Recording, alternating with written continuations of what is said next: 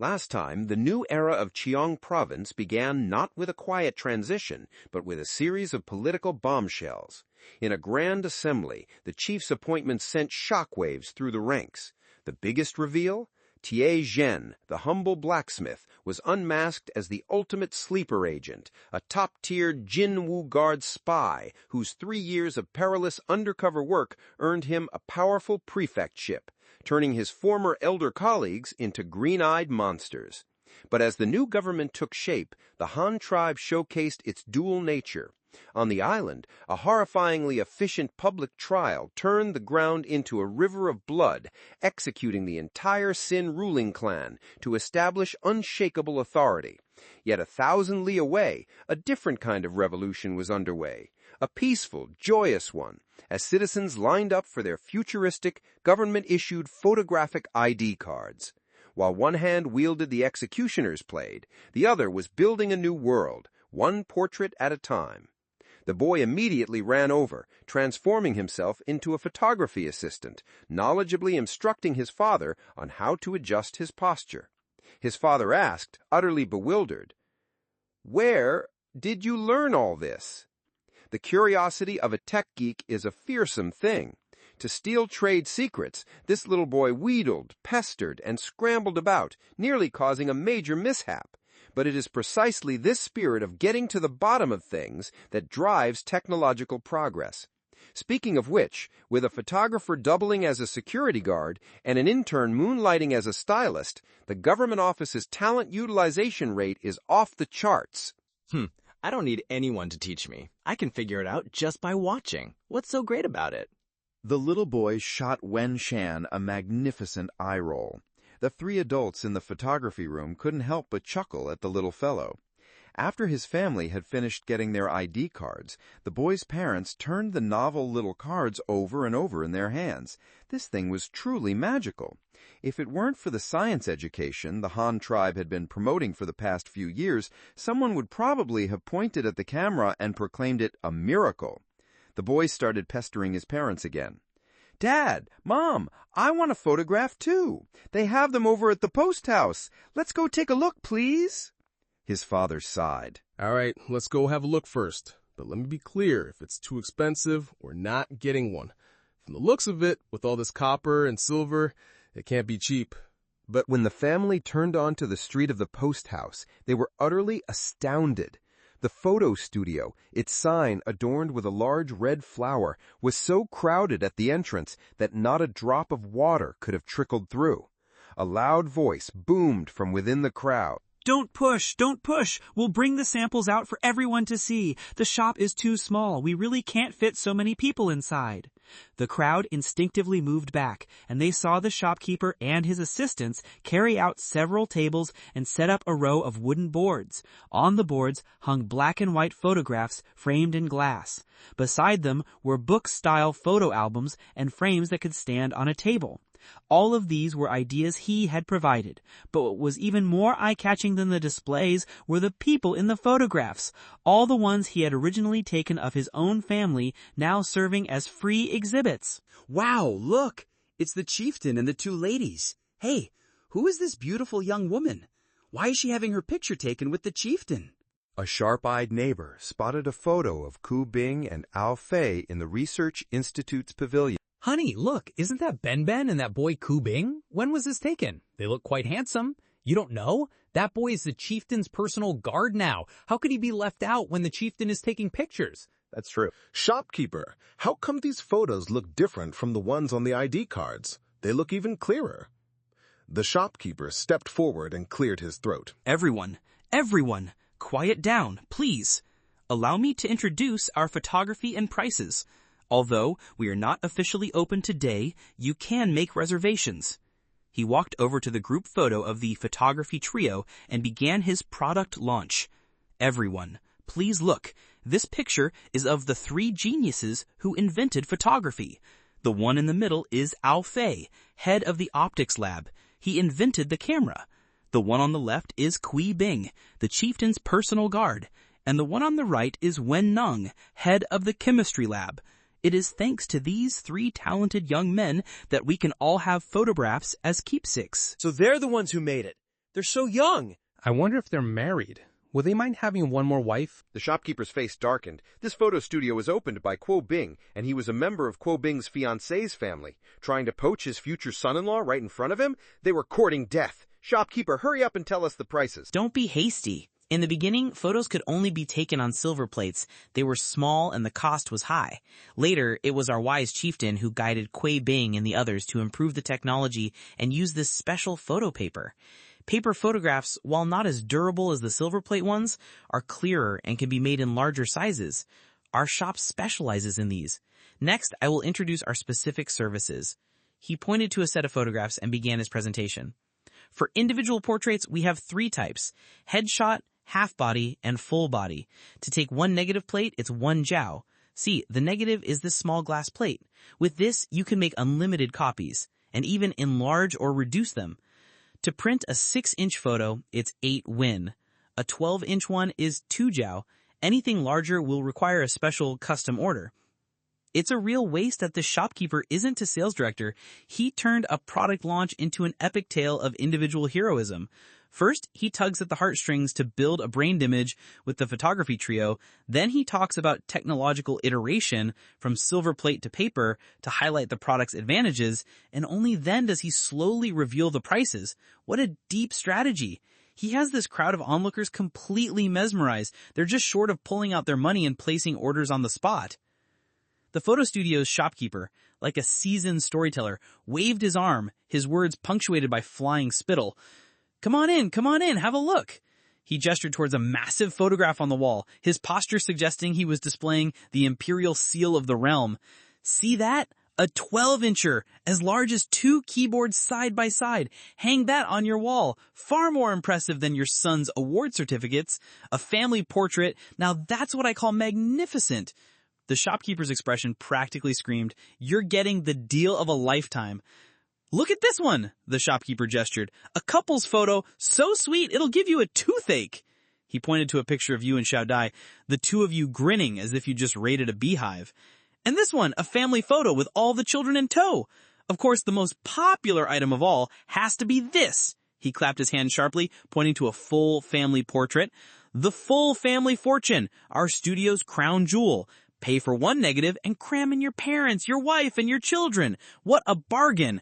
When you're old and gray, you can hold your grandson on your lap and point to the photo and say, "Look, your old man was just as goofy looking when he was a boy. Now that's a keepsake."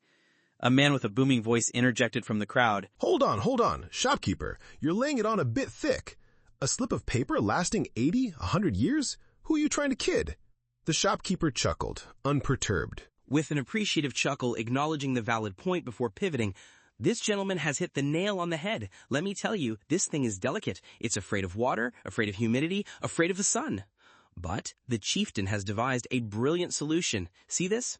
Frame it with wood and glass. Hang it on an interior wall of your house. Problem solved. The chieftain himself said that if you preserve it this way, it will last 100 or 200 years.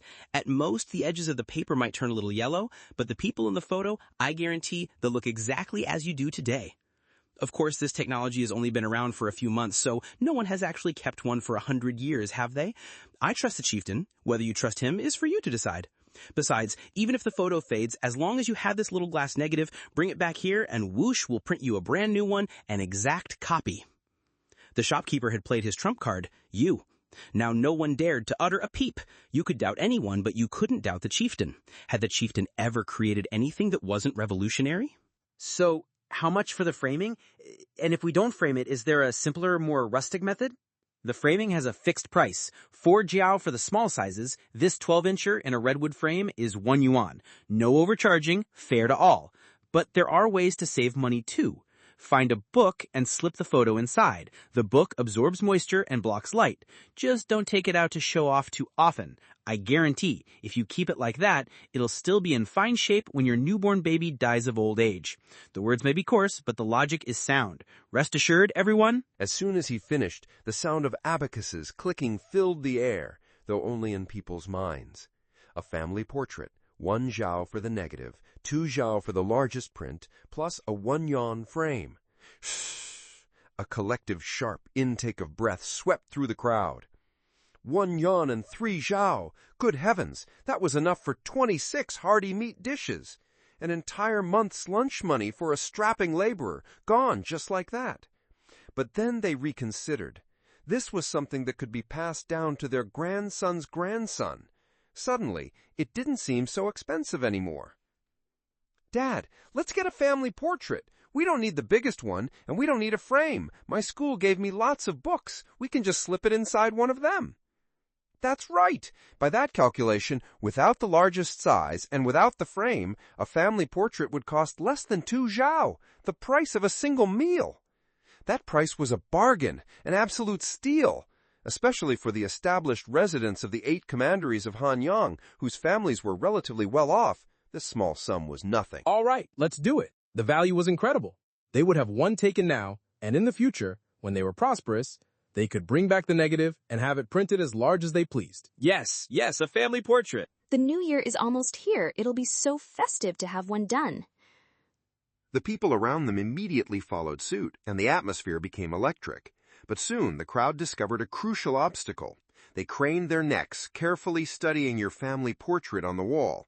In the photograph, you were handsome and dashing. Xiao Dai and Zhan Ying were as beautiful as celestial maidens, and the entire family was dressed in magnificent silk. What a spectacle! Then they looked down at their own coarse, patched garments. The fiery enthusiasm in their hearts was instantly dampened. Shopkeeper, the chieftain's family looks wonderful in their photo. They're well-dressed, they live well, and their background is a gleaming glass house with a rock garden. We are poor folk. Our background is just a plain earthen wall, and our only prop is a broken stool. Would the pictures we take even look decent? Someone with sharp eyes pointed to another photo. Look, the chieftain's wife is even leaning on a bicycle. Where are we supposed to find a rarity like that? For a moment, the crowd's spirits sagged again. Their hardware wasn't up to snuff. How could they possibly achieve such an effect? Seeing this, the shopkeeper, unfazed, smiled with the confidence of a man holding all the cards. He pointed behind him. Don't you worry, everyone. The chieftain and I anticipated this long ago. Do you see that magnificent post house behind me? We've already signed a contract with them. As long as there are no guests staying there, the courtyards, the guest rooms, the gardens, take your pick. Choose any setting you want. Take your photos wherever you please. And, he drew out his words, announcing syllable by syllable, no extra charge. Look at that. What do you call a top-tier product manager? This chieftain not only invented the technology, but also solved the user's core pain points. I'm poor, my house is ugly, I have no props. By bundling the luxury photo studio service, the post house, he brought a high-end consumer item down to the mass market level. This move is a dimensional strike, the prototype of the sharing economy, a textbook case of marketing. Years from now, when others are discussing scenario-based consumption, the chieftain will have already played it to perfection. Take this family portrait, for instance. The post house courtyard is the perfect backdrop. Sensing he had them hooked, the shopkeeper struck while the iron was hot. He had his assistant scamper off to fetch a few sample photos. See this? A grand 3-story wooden building with gleaming doors and windows. Just stand there. Isn't that impressive? It has that antique charm, 100 times better than your humble earthen walls. In the photos the assistant presented, several of the post house's young workers stood grinning broadly at the entrance to the main hall. Though they weren't a family, the background certainly gave the impression of a prosperous household. Next, the shopkeeper played a trump card. The photograph showed a bridal chamber, lavishly decorated with flowers. In it, Kui Bing and his charming fiancée sat side by side on a carved bed, dressed in resplendent red wedding attire. Kui Bing wore a gem-encrusted circlet with a fluffy ball perched jauntily on the side, looking utterly dashing. His bride was even more stunning, her head so laden with pearl and jade hairpins and swaying ornaments that the effect was almost blinding. Everyone look closely. This is our young master and young mistress's Couple's portrait. The venue, a guest room at the post house. The clothes, the jewelry, our photo studio rents them all. Just imagine, the same scene, the same splendid robes, the same dazzling jewels. For that one day, you are the most dashing person in the entire city. Boom! Those words were like pouring oil on a roaring fire. The crowd instantly erupted into a frenzy. The young people who had just gotten engaged in particular had eyes burning with desire. What young woman didn't dream of a phoenix coronet and embroidered robes in a grand and glorious wedding? What young man didn't wish for his bride to be as beautiful as a woman in a picture? This wasn't just taking a picture. It was the chance to make a dream come true before its time. The shopkeeper dropped another bombshell. And that's not all. Besides the post house, we also offer on-location photography services throughout the city. The City Gate Tower, the government office square, the school buildings. As long as it's within the city walls, book 3 days in advance, and you can shoot wherever you want. He paused, then added languidly, "Of course, if you've got money to burn and simply must go to some scenic spot outside the city, that's fine too. Just add a little travel fee." As he spoke, the assistant presented another stack of photos. "Our photo studio is a chain. We have branches in Ruyang, Luyang, and Weishan. Want to take a picture with the great ships at the docks? Go to Luyang. Want to be photographed rowing a boat in the middle of a lake? No problem. Want to get a shot with that cloud-piercing morning star lighthouse? Go to Weishan." All eyes fell on a new photograph. Well, what do you know? It was Q Bing again. There he stood, in full military uniform, hand on the hilt of his sword, posing like a sentinel in front of the lighthouse. He looked nothing short of heroic. My heavens! A collective gasp of envy rippled through the crowd. Wasn't this the prototype of modern-day tourist check-ins? Going to Paris without a photo of the Eiffel Tower is like not having gone at all. Coming to the lands of the Han tribe without a picture with the lighthouse, how could you truly say you would visit it? High-definition quality, affordable prices, plus one dazzling photo package after another, the common folk simply couldn't resist any longer. "A book one. A family portrait for me." I want a couple's portrait. Orders flew toward the counter like snowflakes. The most popular, naturally, were the family portraits, perfectly timed for the new year. The second most popular were the couple's portraits, which allowed them to experience the splendor of a wedding in advance. After all, for common folk, their wedding day was likely the only time in their lives they'd wear silk. The temptation to capture that most beautiful moment forever? Who could resist that? Fewer people opted for individual portraits, but they were not without their takers. Most were boys and girls in their early teens, on the cusp of adulthood, wanting a memento of their youth. And their parents supported this wholeheartedly. Why? This was a matchmaking artifact. In the past, arranging a marriage relied entirely on the matchmaker's glib tongue. Whether the other person was stocky or slender, pockmarked or gap-toothed, was left entirely to the imagination. Now, things were much simpler. Exchange photos first. Is the young man handsome? Is the young woman pretty? One look and you'd know. You would only meet in person after taking a liking to each other. It saved time, effort, and increased efficiency tenfold. Crucially, in this era, photographs couldn't be retouched. They were genuine, unadulterated images. What you saw was what you got.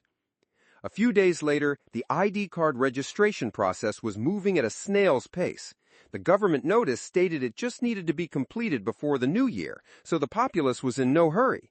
The officials in various locales saw this and realized that if they waited for this lethargic bunch to act on their own, the task would never be finished. No more waiting. Time to take the offensive. With a single order, the Han tribe's formidable organizing power kicked into gear.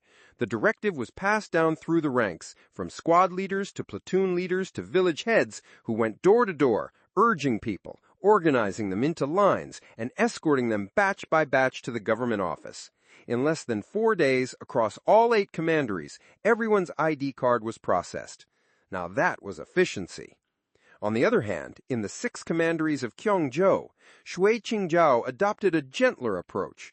He first allowed the people to voluntarily return to their original homes, settled their housing and land issues, and then divided them into administrative units based on their settlements, selecting village elders to serve as leaders. Everything was orderly, yet exuded an unprecedented level of control. On this day, the newly appointed governor of Xinhua Commandery, Tiezhen, was inspecting a large village on horseback. The clerk accompanying him pointed the way and briefed him on the situation. When it comes to the sophistication of his business model, the chieftain is light years ahead of his contemporaries. Chain stores, scenario-based services, rental businesses, remote location shoots. With this combination of moves, forget ancient commoners. Even modern business tycoons would have to call him a pro. Especially the positioning of photos as a matchmaking artifact. That was a masterstroke that seized upon a core user need, a veritable ancient version of eHarmony and Match.com. He really understood human nature. Governor, that's Shenghe village ahead. It's named after the clear river that runs beside it. The village holds about 110 households, nearly 1,000 souls. They've been squarching out a living on this land for generations. The elders claim it's been at least 4 or 5. 4 or 5 generations? Over a century, then. This bamboo island, he mused, certainly possessed a deeper history than the so-called nouveau riche of his own Han tribe. But what did that matter? He was bringing a civilization that represented a quantum leap forward. Their complete written language alone was enough to confound these natives for the next 2 centuries. As they conversed, the party reached the village entrance. "Dismount!" Tiezhen commanded with a wave of his hand, swinging himself from his saddle and taking the reins. Charging into a village on horseback, that was the work of bandits. They were here to introduce civilization. A favorable first impression was essential. Leading their horses by the reins, the group ambled into the village as if on a leisurely country outing. As he walked, Tiezhen surveyed his surroundings with the wide-eyed curiosity of a child. The village exuded a raw, primal poverty. There were no wells. Water had to be hauled from the river in bamboo tubes slung from shoulder poles. Not even a single decent wooden bucket was in sight. Most of the dwellings were 2-story bamboo structures, with families living on the upper floor and livestock penned below. The air hung thick with a peculiar blend of animal dung and fresh grass. They even kept ducks. A flock of large, gray-feathered birds, looking as majestic as wild geese, quacked and waddled haphazardly through the mud. The village layout was also intriguing. The houses were arranged in a circle, enclosing a large, hard-packed open space that likely served as a threshing ground. In the center of the clearing stood not a stone mill, but an ancient-looking stone roller. It appears these natives had mastered this piece of high technology long before the arrival of the Han. Several brand-new single-story structures dotted the perimeter of the open space. Hearing the rhythmic creak-creak of looms, Tiezhen surmised the villagers had purchased them from the Han, only to discover the bulky machines wouldn't fit into their elevated bamboo houses. Consequently, they'd been forced to construct new workshops on the ground. The officials, they're here! The village erupted like a disturbed hornet's nest. Villagers poked their heads from their bamboo homes, then surged toward the square like a human tide. A clan elder in his 40s, leaning on a bamboo staff and flanked by a crowd of villagers, hurried forward to meet them. Though accompanied by only a few scholarly clerks, Tiezhen remained as stoic as a mountain before the growing, wary crowd, not so much as batting an eye. Witnessing their governor's composure, the clerks, who had been on edge, immediately straightened their spines, forcing smiles under their faces that they hoped appeared friendly. The elder approached Tiezhen, handed his staff to a young man at his side, and then, with a thud of his knees on the packed earth, awkwardly attempted a Han-style kowtow. The elder began, his voice tinged with apprehension. My lord emissary, may I ask what brings you to our humble village? Tiezhen said, his smile as serene as a benevolent Buddha's. Old sir, there is no cause for alarm. I am the governor of Xinhua Commandery. Your village now falls under my jurisdiction. I am simply taking a tour today to see if you face any hardships. While I am here, I will also register your population and land. This way, when it comes time to distribute seeds and arrange for plow oxen in the spring, we will have an accurate account and can ensure your farming is not delayed. The elder stammered, nodding repeatedly. We know. Armored soldiers came several days ago. They told us Commander Shin was defeated and that our own elders were either dead or had surrendered. They said this land is now called Kyongzhou and falls under the rule of the Han tribe. The young man, named Da Long, chimed in at once. You remember perfectly, Father. The soldiers also declared that we are now subjects of the Han. We are to be people of Heiyuan County, within Shinya Commandery, on Kyongjo Island under the Han. Well now, Tiaxin's eyebrows shot up. This young man was sharp, quick-witted, and with an excellent memory. A true talent. Jiaqin announced, restating his identity for fear they could not distinguish between ranks. Projecting clear, undeniable authority, leaving no room for misunderstanding. Excellent! You both remember with great clarity. I am that governor of whom you speak. The entirety of Xinhua Commandery is under my authority. The elder bowed once more, then inquired cautiously, Oh, I see. So it is the Lord Governor himself. My lord, are you here to conscript men from our village to build a city? Your Excellency, our village is short of hands as it is. With spring plowing just around the corner, we truly cannot spare a single man. His wrinkled face was a canvas of supplication. Taijian almost laughed with exasperation. No wonder they all look like they're attending a funeral. They're terrified I've come to press gang them. He had, in fact, considered it, but seeing this reaction, he knew the plan was untenable. Forcing them into corvée labor now would surely provoke these newly subjugated people into rebellion. Old sir, you have greatly misjudged the situation. Tijen slapped his thigh and launched into a reassuring fabrication. The Han builds cities for defense, to protect against wild beasts and hostile armies. On this island of yours, the beasts were hunted to extinction long ago, and you have no more enemies. Why on earth would we build a city? For sport? Rest assured, I am not here to haul you off to move bricks. At these words, the elder and his son visibly relaxed. Then, Lord Governor, why have you come this time? A headache began to throb in Taijian's temples. He could not afford to be subtle with these folk. He had to be direct. Old sir, I am here to conduct a census. I need to know how many people live in your village, their names, how many are men, how many are women. I need to know if you have homes to live in and how much land each family farms. Do you have enough plow oxen? If you do not, I will find a way to procure some for you. That is my purpose here. Do you understand? Comrade Taijian's grassroots visit serves as a textbook example of effective communication with a less educated populace.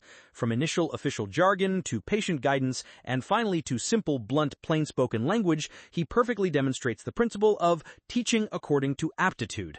Then again, the villagers' reaction is just as charmingly authentic. What does it matter which tribe or ideology holds power? So long as they don't conscript labor or raise taxes, they are good rulers. It seems that regardless of the era, the needs of the common folk remain just as simple, unadorned, and prosaic. At these words, the eyes of the clan elder's eldest son ignited, shining with an intensity that rivaled the midday sun. He shoved his elderly father aside and asked breathlessly, Lord Governor, you can truly procure plow oxen for us? Ha, you underestimate us. He took 2 steps back, turned, and gestured toward the northwest, his posture like a king surveying his domain. Do you see? In that direction lies a boundless grassland. Our Han tribe holds 3 commanderies there, with 80 to 90,000 herdsmen, raising over 10,000 head of cattle. Every year, several thousand calves are born. Of course, those are beef cattle, not plow oxen. Still, acquiring a few trained ones for your small village is a simple affair. Before my departure, the chieftain specifically instructed me to inquire what everyone lacks. Simply report your needs, and the chieftain will devise a way to procure and deliver it all. Do not think that because you have only recently joined us, you will be treated any differently. In the chieftain's eyes, we are all one family. He will not forsake you. The man's mouth hung agape, his mind stampeded by a herd of 10,000 imaginary cattle. 10,000 head of cattle. What did that even signify? If they were all gathered, they could likely trample this entire mountain flat. He swallowed hard, stifling his astonishment, and posed the most crucial question. Then the oxen your lordship brings, will they be a gift, a loan, or for sale? Taizen said with a dismissive wave, his honesty almost charming. A gift is out of the question. Our Han tribe is a vast and prosperous family, but plow oxen are precious. Typically, the government raises them, and if you wish to use them, you rent them in exchange for coin or grain. Later, when our herds have grown and you have the means, you can purchase them if you wish. The elder's son nodded thoughtfully. Oh, so it is a rental. This outcome, while not the most ideal, was the one that sat most comfortably with him. A gift, the debt of gratitude would be immense. For sale, they could not afford it. A single ox in this era was worth as much as a modern-day Lamborghini. Renting was the perfect arrangement. By paying a price, he owed no favors. He could hold his head a little higher. It demonstrated that the Han tribe did not view them as beggars, nor did they expect them to grovel like grandsons. It was a relationship between equals. Of course, this sense of equality was a product of his own eager mind. The Han tribe had long operated on this rental model in the north. His decision was made on the spot with scarcely a moment's hesitation. Excellent. We will rent. Taizen looked at him, then at the bewildered elder beside him, a knowing smile touching his lips. He understood at once. The old man was a figurehead. The true decision-maker was this young man in his 30s. Taizen did not comment on this observation. Good. Since you agree, let us first register the households. I must know the number of people and the amount of land in this village before I can submit a request to the chieftain, correct? Sensing the shift in dynamic, the young man dropped his pretense. My name is Guantao. My lord, I will gather everyone immediately. Shall we register here? Taizen pointed to a stone roller in the center of the open space. Yes. Guantao, is it? Right here. Have them stand family by family in household units. We will register the heads of households first. In a couple of months, we will issue individual identification certificates. Consider it done. Guantao affirmed, then immediately turned and barked a few orders to some able-bodied young men, dispatching them to their duties. As Guantao walked away, Taizen casually added a reminder. Guantao, do not attempt to conceal anyone. The chieftain's supply ships will arrive next month, and we will be distributing livestock. If you underreport by one person now, you will be short one share then. Guantao's steps faltered for a moment, then he nodded in understanding. A short while later, he summoned a teenage boy to bring over some stools. Lord Governor, please, be seated. This is my son, Guanhe. He was married at the beginning of the year, and his wife is due soon. Guanhe, quickly, show your respects to the governor. The boy said, awkwardly cupping his hands in the fashion of the Han tribe. Guanhe pays his respects to the Lord Governor. Taizen nodded in approval. Good, good. You are to be a father yourself. You must be a greater help to your own father from now on. Soon, the entire village, old and young, had gathered with their families in the threshing ground. The clerks unloaded blank registration forms, bamboo slips, and hemp ropes from their horses, fashioning the household registers from bamboo slips right there on the spot. A clerk shouted, addressing each family in turn. Do you have a house to live in? If not, the tribe will provide a subsidy for building one. Unfortunately, the question was entirely superfluous here. These villagers had no shortage of bamboo or labor. Constructing a bamboo house was child's play for them. While the registration was underway, Taizen suggested to Guantao, Guantao, why don't you show me the fields? Guantao, right away. Here, you stay here and assist. Describing the character's movement.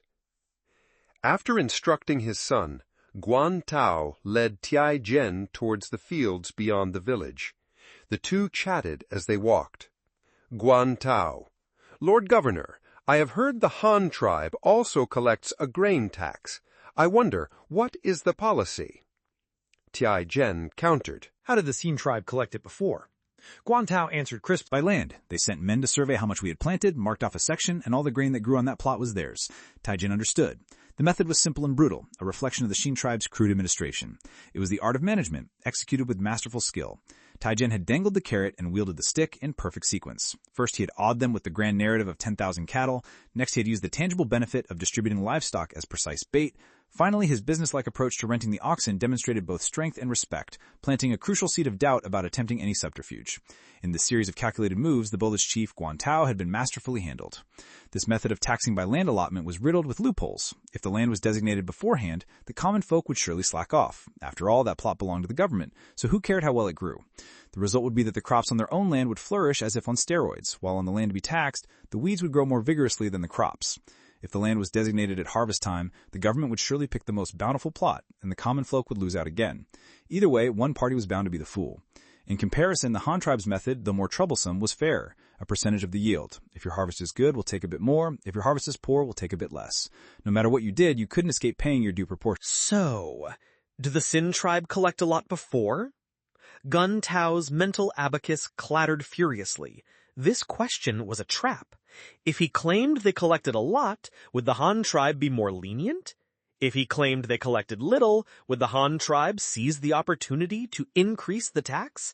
His eyes darted about as he settled on an evasive answer. The Shin tribe used to take 1/10, calculated by the plot of land. Taijen nodded. 1/10 wasn't much. The bumpkins of the Shin tribe had low expenses, and with corn being difficult to store, collecting too much would have been a burden. Their grain was mostly used to trade for salt and furs and defeat a host of miserable miners. The costs were minimal. But the Han tribe was different. The Han tribe was a voracious beast. Over 20,000 professional soldiers who ate but didn't farm were waiting to be fed. Countless slaves, though, they needed no salaries, possessed astonishing appetites from their heavy manual labor, plus a large contingent of artisans. Although the artisans' rations could be bought and sold through the public granary, allowing the government to profit from the price difference, the cost of maintaining soldiers and slaves was a bottomless pit. Most importantly, a powerful tribe couldn't live from hand to mouth, could it? An empty granary meant a panicked heart. What if there was a natural disaster or calamity? Wouldn't they all starve? Taijen pondered for a moment and decided to be direct. Our Han tribe's levy is higher, 2/10, and it's based on yield. We have special grain measures, and we calculate by volume. We don't care if your grain is wet or dry. The volume is what it is. No one can cheat the measure. Guan Tao's brow instantly furrowed into a knot. Impressive. Far too impressive. He had previously wondered if, were the tax collected by weight, he could mix sand or sprinkle water into the grain. Now it seemed they had long since closed that loophole. Lord Governor, isn't 2/10 a bit steep? What's left might not be enough to eat. Don't worry, you won't starve. Your yields are low because your farming methods are flawed. Besides, our 2/10 isn't a one-size-fits-all policy. Seeing Guan Tao's confused expression, he decided to illustrate his point. Let's take your son, Guan He. He and his wife, 2 adults, can be allocated 40 mu of land. These 40 mu are taxable at 2/10, understand? Guan Tao nodded. Isn't his wife about to give birth? As soon as the child is born, they will immediately receive another 5 mu of land. These 5 mu are tax-exempt. That way, their family will have 45 mu of land, but only pay tax on 40. You do the math. Doesn't that lower the effective rate? Guan Tao's eyes lit up. And that's not all. They're not likely to have just one child, are they? Have another, and you get another 5 mu of tax-exempt land. When a child turns 6, you get another 5 mu. Just think, if you have 3 children, you'll get an extra 20 mu of tax-exempt land, a total of 60 mu, but still only paying tax on 40. By that calculation, the rate is just over 1/10. Does that sound like a lot? Listen to that. What do you call a master of state-level persuasion? Guan Tao's speech perfectly repackages the harsh reality of high taxes into the incredible incentive of have more children, get more land. On the surface, the tax rate is higher, but through a complex system tying population to land, he has engineered a powerful incentive mechanism. This move not only solves the tax revenue problem, but also addresses the imperative for population growth. After hearing this, Guan Tao is probably no longer thinking about paying too much tax, but about rushing home to tell his son and daughter-in-law to get busy making babies. Guan Tao, our Han tribe offers excellent welfare benefits. Don't just look at the high percentage. The tribe distributes goods regularly, and if you run into trouble, the government genuinely helps. You won't regret paying this tax. Guan Tao didn't respond. He kept his head down, his fingers tracing lines on his palm, muttering to himself as he was lost in a complex calculation. Guan Tao didn't rush him, just waiting in silence. After a long while, Guan Tao abruptly looked up, a flicker of confusion in his eyes. Lord Governor, there is one thing I don't understand. This method seems rather roundabout. Isn't it just a way to encourage everyone to have more children to pay less tax? Why not just set the tax rate lower? It's exhausting just listening to the explanation, and if I try to tell the villagers, they'll only get it all mixed up. Taizhen smiled. This system was a later revision by the chieftain. It seems troublesome, but it is, in fact, for the good of the people. Oh, haven't you just figured it out yourself? The more children you have, the less tax you pay. As the children get older, the tax burden lightens further. That is the chieftain's goal. In the past, it was common for children in our tribe to die young.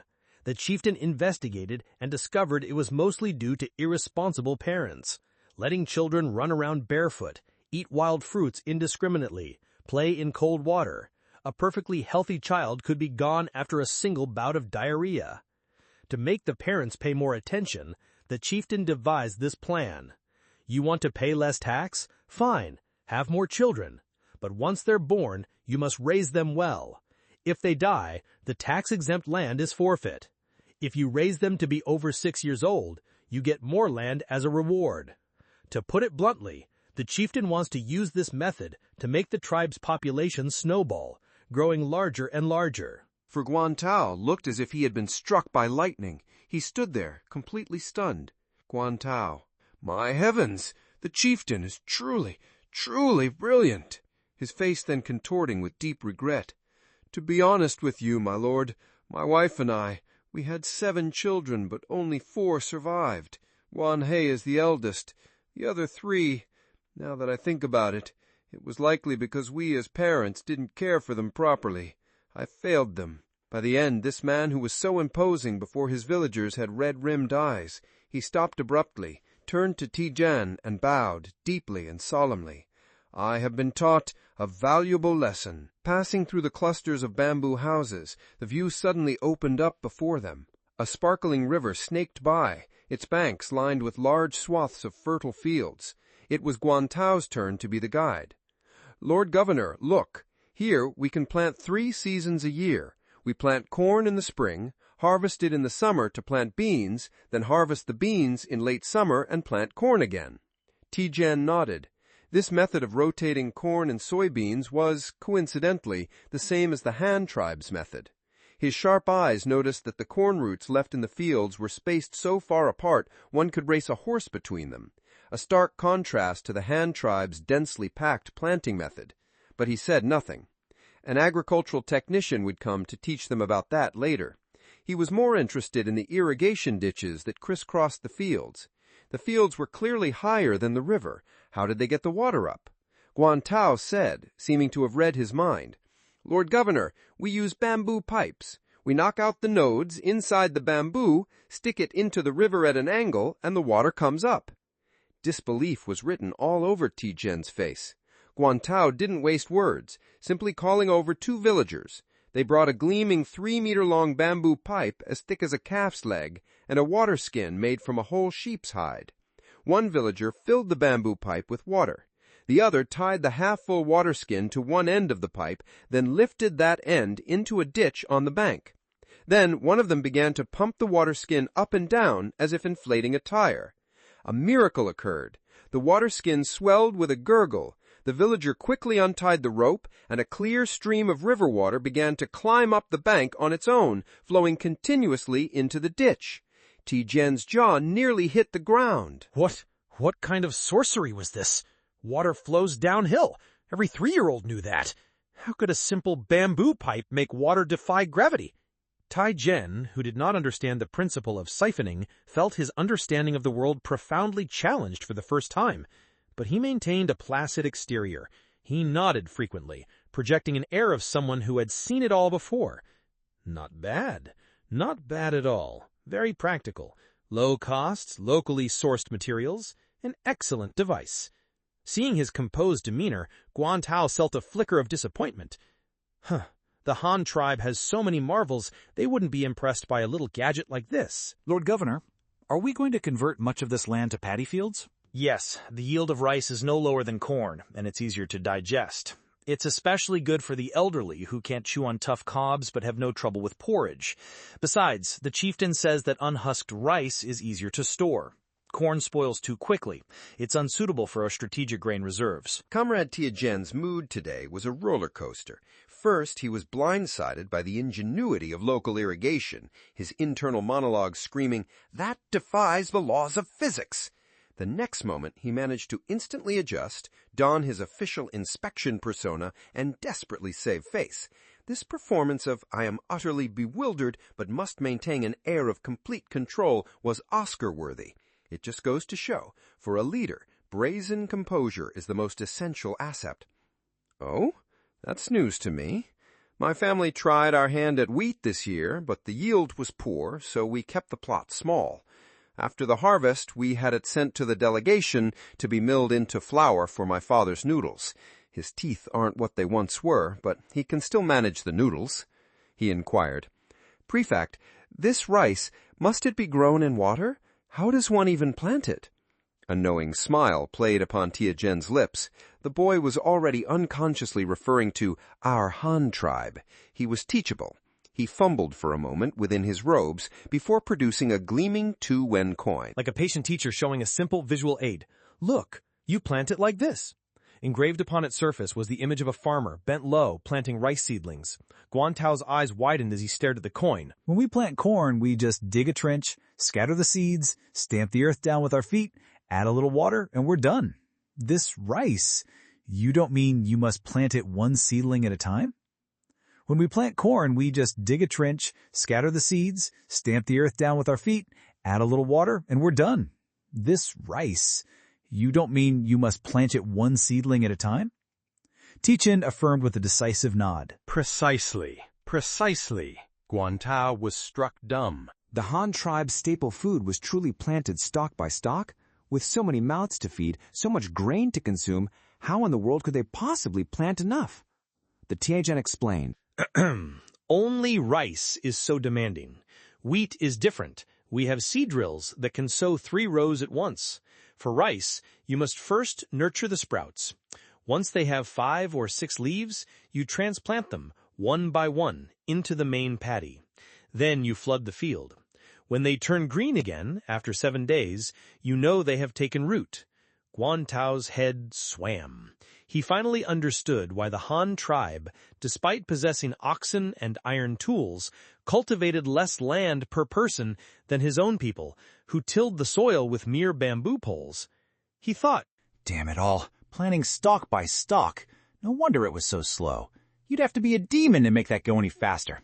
Thanks to Guan Tao's cooperation, the village household registration proceeded with remarkable smoothness.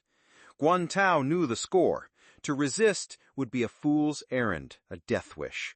The great Commander Sin and his entire force had been annihilated in a single stroke. What hope did their small village have? A wise man knows when to yield. Cooperating with the officials to secure the best possible outcome for himself and his people was the only sensible path. After the registration, the clerks had Guan He summon the head of each household for the measurement of their land. On the ridges between the fields, Tiezhen directed his men to measure out a 20-mu plot. The moment the villagers saw it, a murmur of discontent swept through the crowd. "Is that all? They're cheating us out of our land." Previously, each family had farmed at least 100 mu. The Han had just slashed that allotment by more than half. Guan Tao quickly stepped forward to enlighten them on the Han tribe's advanced method of planting one stalk at a time. "You'll be lucky to finish planting these 60 mu on time. If they gave you any more, could you possibly manage it?" The villagers' discontent was somewhat mollified, but then someone else piped up. "If rice is so much trouble, why plant it at all? Can we not just keep growing corn?" Now Guanta was in a bind. He was a prospective elder. If he couldn't secure benefits for the villagers, who would heed his authority? He turned to Tiajen, his expression troubled. "Prefect, about this." Tiajen pondered for a moment. Land reform could not be rushed. The necessary seeds and tools were not yet available, making the immediate promotion of rice cultivation a fantasy. Without someone to teach them step by step, who knew what sort of monstrosity they would end up growing? Forcing the issue would only backfire. He said as an idea began to form. "Guan Tao, let us do this. Next spring, you may plant corn as you always have. For those willing to divide their land according to our new system, I will send men to teach them the new methods. Those who are unwilling may continue to farm their original plots." He paused, letting the offer sink in. When the summer harvest arrives, we will compare the yields. We will see who has brought in more grain. Let the facts speak for themselves. Let the harvest decide. I will not force any of you. How does that sound? Tiajen's words left Guantao utterly convinced. The prefect had laid a golden bridge before him. To refuse to cross it now would be churlish indeed. Guantao said with sincere gratitude, then turned to relay the proposal to the villagers. Thank you for your understanding, Prefect. He was the first to declare that his own family would accept the reforms. At his lead, his sons, brothers, and nephews, a great crowd of his kin, all stepped forward. Of the 100-odd households in the village, more than 40 agreed at once. The remaining households exchanged uncertain glances, deciding to wait and see. After all, the officials were not forcing their hand. They could simply observe whose harvest was greater and follow suit later. In the end, 2/5 of the village agreed to the reforms, while the other 3/5 chose to watch from the sidelines. At least Tiajen had not lost too much face. That afternoon, Tiajen penned a lengthy report. He detailed everything he had seen and heard that day, along with his proposed solutions, and dispatched it by express rider to the provincial governor's office for his superior, Shui Chengyao, to review. Tiajen's move here is a textbook example of the art of grassroots governance.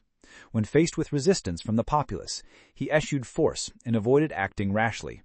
Instead, he cleverly established a trial, allowing the results to speak for themselves.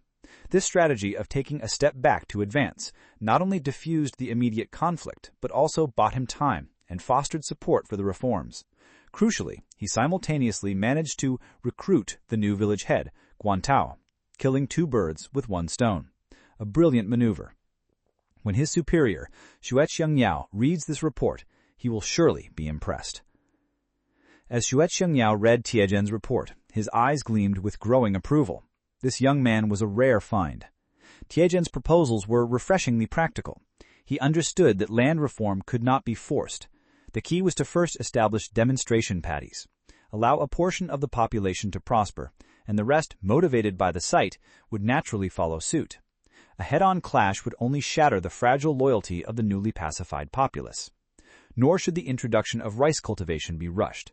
He advised letting everyone continue planting corn next spring to secure a basic food supply, using the intervening time to bring in experts from the mainland for step-by-step instruction. But the most brilliant stroke was his final point, immigration. He proposed selecting versatile families from the mainland, skilled in farming, animal husbandry, cooking, and literacy, and settling one in each village. These families would serve as living textbooks, walking cultural centers for the Han tribe. They would teach new methods of farming and animal husbandry, and, with the aroma of braised pork and the sight of fluffy steamed buns, they would subtly transform the local diet. If they could also teach a few characters, it would be akin to filling the assimilation meter in a single move. Shui Chengyao slapped his thigh. Brilliant. Absolutely brilliant. The idea was a stroke of genius. The entire island of Kyongjo contained fewer than 200 villages, meaning they would need fewer than 200 immigrant families. A modest settlement fee and a noble title, when weighed against the long-term peace and stability it would secure, was a negligible cost.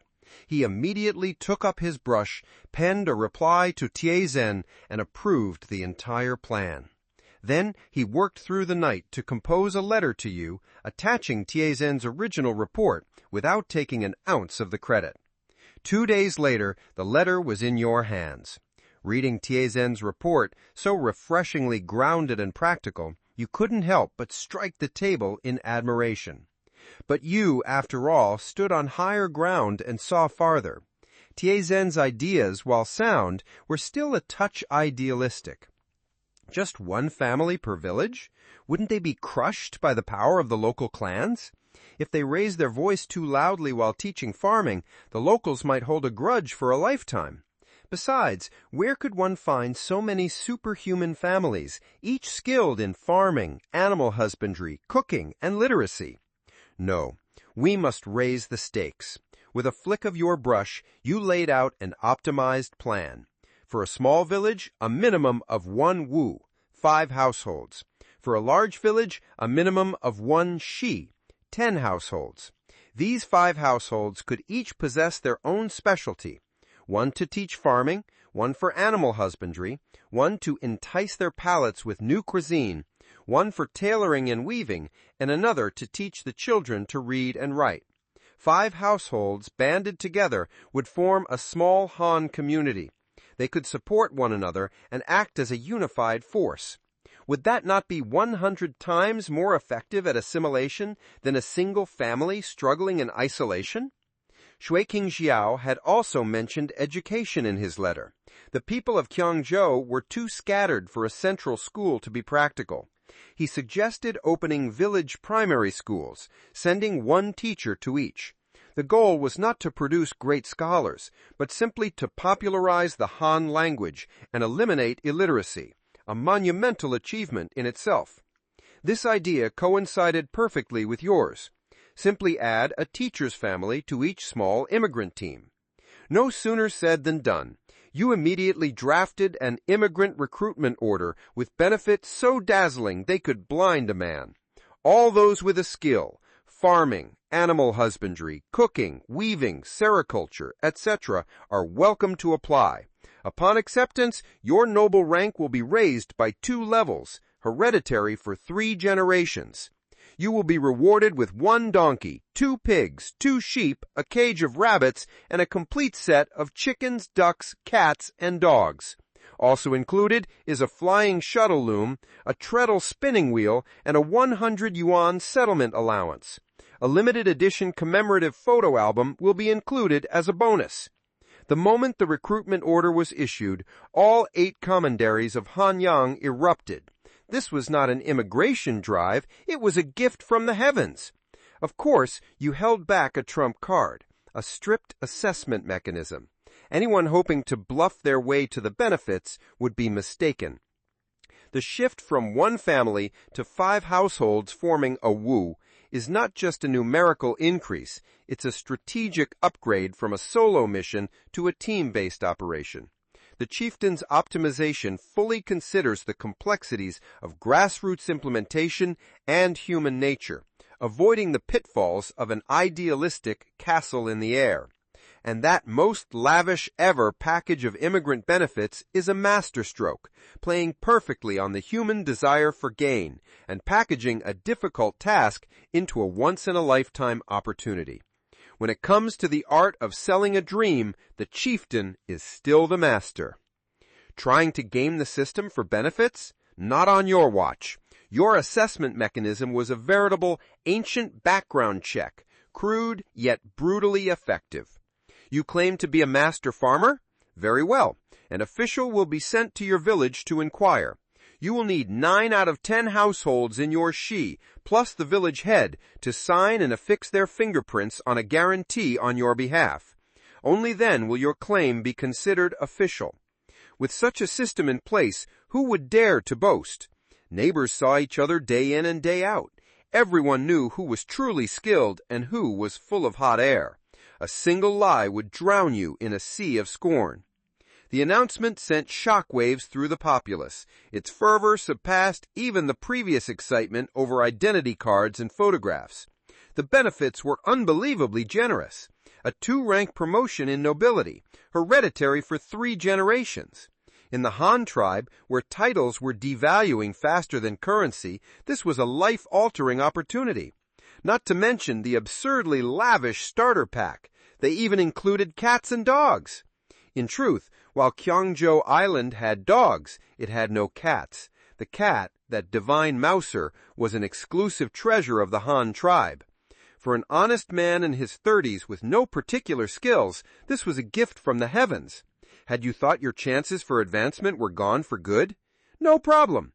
As long as your wife could cook a few signature dishes, your entire family had the chance to ascend to the heavens in a single leap. Low threshold, high rewards, limited spots. In an instant, the doors of government offices everywhere nearly became trampled down. In less than 3 days, over 1,000 families had signed up. Among them were many young couples, newly engaged, and with no other family. To them, this was not leaving home. This was getting a head start in life. married with a second-tier noble title, a home stocked with pigs, sheep, chickens, and dogs, plus a 100 yuan settlement allowance, their starting point was more lavish than that of a billionaire's son. In the end, after rounds of screening, the 1,800 applicant families were whittled down to just over 1,400. You reviewed the list and felt it was still too many. For the 142 villages on Kyongjo Island, 1,000 immigrant families were sufficient. Another 400 plus had to be cut. How to screen them further? A glint in your eye, you had an idea. If their skills were solid, then it was time to consider age and family size. Families with more than 5 members were the first to be eliminated. Newlywed couples were the first to be accepted. Household heads in their late 20s were given priority. At that age, they were experienced. Their skills were mature, their children were old enough to help, and in a few years they could even intermarry with the locals, the perfect integration catalysts.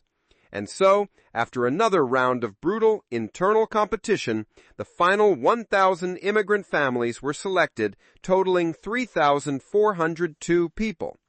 As the new year approached, the immigrants were busy visiting family and friends, savoring their final moments of reunion. But the official machinery of the Han tribe was operating at high speed. 4 photo studios opened early for the immigrant families. Each household was gifted 60 custom-made photographs to be taken with whomever they wished, wherever they wished, plus another 40 officially selected scenic photos. These 100 photos would be compiled into an exquisite album, one for each person, a spiritual anchor to their homeland.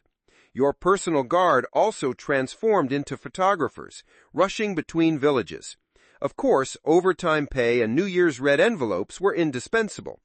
Speaking of red envelopes, you went all out this year. Everyone in the entire Han tribe civil service system received a share.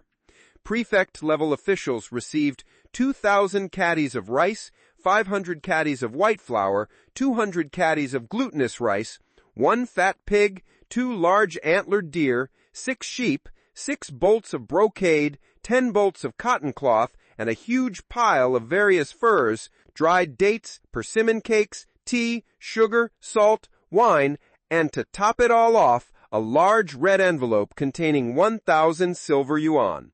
Those below the rank of prefect received a proportionally smaller share.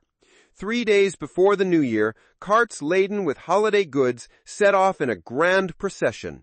This was the first time since the founding of the Han tribe that you had orchestrated something so grand, so all-encompassing. You couldn't help it. You used to be dirt poor. Now you were rich. From the neighbor guarantee assessment to the family structure screening criteria, and finally to the luxury holiday goods distribution, the chieftain's series of operations perfectly illustrates the art of carrot and stick management. He not only selected the most suitable people, but also ensured they left with peace of mind, with dignity, and even with a sense of superiority. This move was a masterclass in organizational behavior and psychology. The chosen immigrants were likely already fantasizing about living the high life as the upper class on Kyongjo Island before they even set out. The officials who received your gifts were all beaming.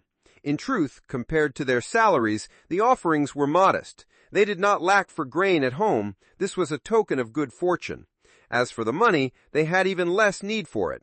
A prefect's monthly salary with its various subsidies far exceeded this year-end bonus. The issue, however, was one of time. They were utterly swamped. The Han tribe was like a supercar, fully fueled and hurtling forward at full throttle. Everyone was operating at a frantic pace. These officials were so busy they scarcely felt the ground beneath their feet. Working around the clock had become routine. Where could they possibly find the time to shop for New Year's provisions? And so your gesture was perfect. You, the chieftain, had provided a complete solution, packaging the New Year's goods and delivering them directly to their doors. This was more than a delivery of goods. It was a delivery of dignity, of care, of the supreme honor encapsulated in the thought The leader is still thinking of me. For a time, letters of New Year's greetings flew to your desk like snowflakes. Some officials even procured local specialties to send back as reciprocal gifts. However, as you gazed upon the thick stack of replies, you could not help but sigh. Something was missing. A sense of ceremony. By rights, you should be presiding over a feast of 100 tables in the imperial palace, a grand banquet for all your subjects. Civil and military officers would line up to kowtow and offer their New Year's wishes. That would be true grandeur. But now, the Han tribe did not even possess a proper imperial palace. You could hardly host a banquet in an open square in the dead of winter, could you?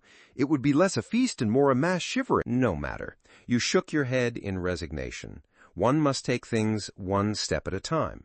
For now, it was better to focus on development. In a couple of years, when the palace was built and the bureaucracy was more established, then you could consider all that pomp and circumstance. What you did not know was that while you were fretting over the lack of a venue for your banquet, your officials were secretly preparing a grand gesture, a surprise intended just for you. The chieftain's worries are typical of a startup founder. In a period of rapid growth with no time or resources for corporate culture and team building, one resorts to the crudest method of retaining loyalty, handing out cash and goods. The official's reaction, however, perfectly illustrates Maslow's hierarchy of needs.